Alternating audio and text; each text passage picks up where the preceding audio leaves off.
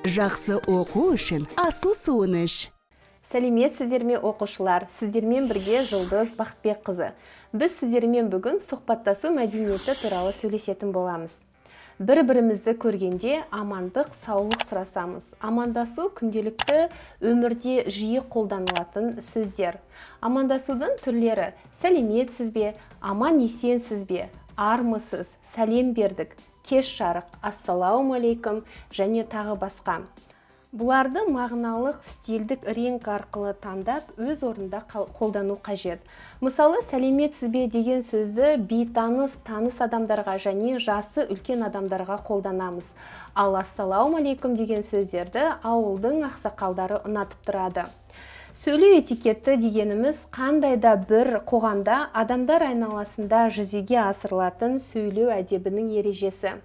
Сөйлеу этикетінің тағы бір түрі қоштасу кезінде айтылатын сөздер. Мысалы, қоштасқан кезде сау болыңыз, қош болып тұрыңыз, келесі кездескенше, жақсы барып, жақсы қайтыңыз, аман барып, сау қайтыңыз, немесе жақсы жатып, жайлы тұрыңыз деген тағы басқа жағдаяттарға байланысты сөздерді қолданамыз.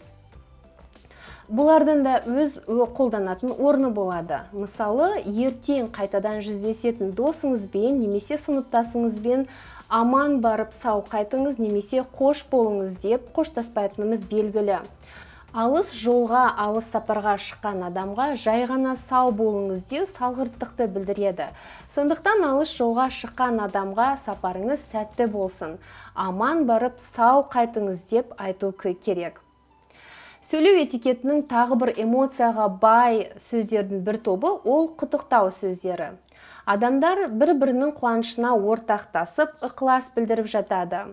Әсіресе жасы үлкен адамдар жас жаңа үйленген отбасыларға шаңырағың биік, керегең кең болсын, бір жастықта қартайыңдар, қадамдарыңа гүл бітсін деген сияқты жақсы тілек ниеттерін білдіріп жатады.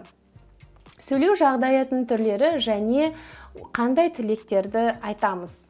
Мысалы, мектепке барғанда қадамың құтты болсын, ер жет деген сияқты тілек білдіреміз.